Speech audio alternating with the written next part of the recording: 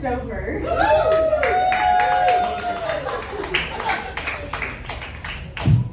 She actually messed that up even worse last night. So it's good. We're getting better. I just need to come back tomorrow and she'll get 100% right. What's up, everybody? It's good to be here in Texas. I knew I immediately landed in Texas yesterday when I was at the airport. Oh, there we go.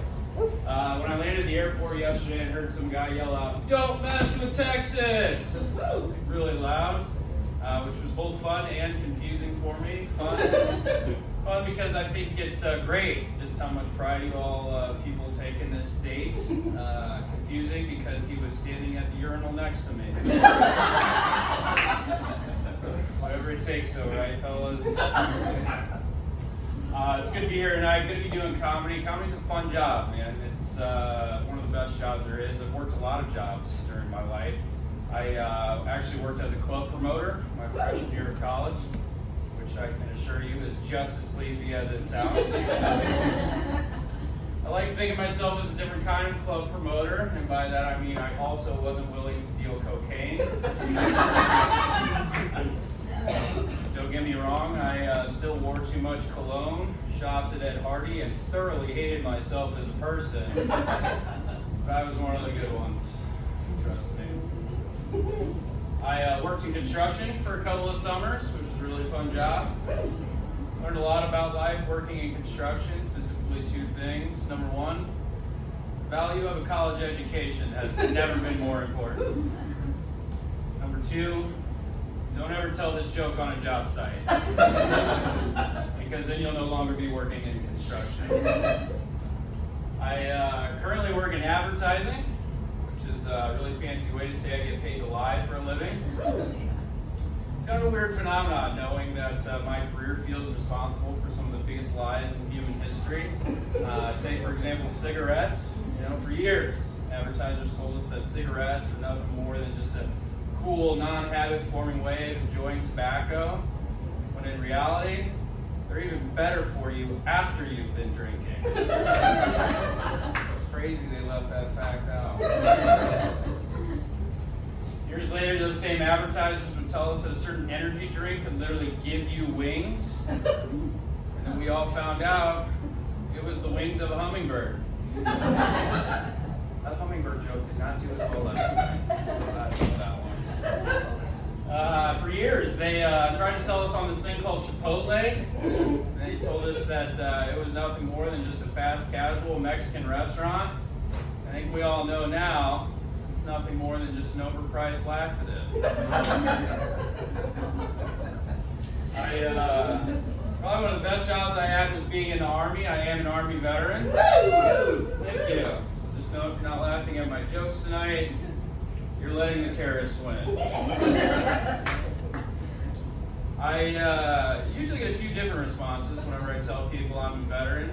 The first of which goes a little something like this. It'll go, "Woo! Hell yeah, brother! These colors don't run. Mountain Dew is the best soda." It's like, where's the lie in that statement, right?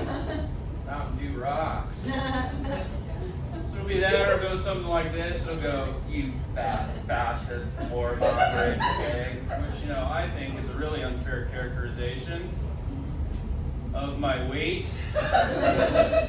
And then the third, which is my personal favorite, goes a little something like this. It'll go, "I don't really have an opinion either way, but I do believe that you deserve 10% off at Applebee's." If you're going to be any of the three, be the Applebee's guy, right? Nobody hates Applebee's guy. Applebee's guy isn't partisan. He's eating good for the whole neighborhood.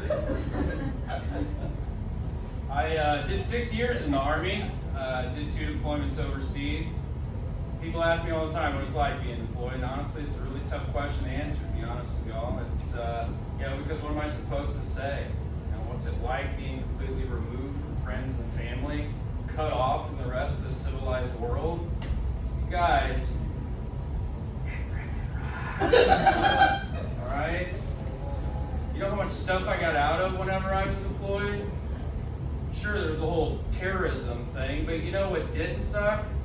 Not having to mow the grass. because there was none. Not having to sit in traffic, because there was none. Not having to talk to my dad, because I didn't want to. It's literally the best. In fact, if you ask me, the Army should change their new recruiting slogan to something like, United States Army, want to get away? Hell of numbers for that. I am a veteran, though. I'm actually a disabled veteran, believe it or not. I was blown up by a suicide bomber in Afghanistan in 2014. It left me with a pretty traumatic brain injury and partial deafness in my right ear. But if you think that's bad, you should see the other guy. Some of you guys got that joke. Sometimes you get bombed harder than he did. You get a mixed reaction there. I told that joke in front of a group of Middle Eastern men a couple weeks ago. Bombed. It's not great. Hey, speaking of bombing, I bombed a few weeks ago at another show, so it's good to get a few laughs this evening. I appreciate you all coming out to Wanderlust this evening. Yeah. I always get a kick out of the phrase bombing whenever it's used in comedy. As someone who has bombed and been bombed before, I can confirm to you all here tonight that those two experiences are not the same. I always enjoy swapping stories with other comedians about times that they bombed. My story usually wins. All this talk about bombing is too traumatizing for you. I just want to say congratulations. You've now made an already sad situation into something completely about yourself. You're now like the worst white woman you know on Instagram. Transformation is complete. If there's any white woman in the audience offended by that last joke, it's at Claydesk Comedy for acting. Specifically looking at this front row. I said that joke and they looked at me like, this son of a bitch. I am a disabled vet, though. Obviously, you can't see my disability. You know, I'm not like one of those vets that you'll catch out in public. You know, guys might be missing a leg, possibly an arm. The really cool guys will even be wearing an eye patch. Side note, that person may also be a pirate, so proceed with caution if you decide to engage. I suffer from a little thing called PTSD. If you are unfamiliar with what that is, it's called an acronym. That one's for the scholars. It stands for a post-traumatic stress disorder, or what I like to refer to as a pretty tight sickness, dude.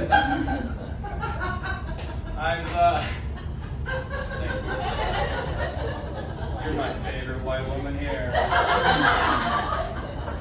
There's like 10 of you. You singling you out. This is a very big deal on comedy. I've done my best to manage it over the years. Good mix of therapy and medication has got me to where I'm at today, but I still deal with a few lingering side effects. The first of which is I can get reoccurring headaches, which I'm sure many of you are experiencing right now listening to me talk, so I appreciate your understanding. Thank you for your service. Doctors tell me that I can be really short whenever I'm talking to people. And that's all I'm going to say about that. Those same doctors will go on to tell me that I do a really poor job of maintaining eye contact whenever I'm talking to people, which honestly, I've got to push back on some because I think I do an excellent job of maintaining eye contact whenever I'm talking to people. So, I don't really know where they get that one from. The biggest thing that I deal with, though, being a disabled vet, is being partially deaf. Now, I'll just tell people that I'm fully deaf to make it easier to not have to talk to them. But that doesn't come without some consequences, right? People come up to me all the time and say, Clay, isn't that offensive to fully deaf people whenever you say things like that? And my response to them is the exact same thing every single time, and it's this: I can't hear you. We're works like a charm every time. That's going to be it for me, though. You guys will be great. Keep it going for our host, everybody.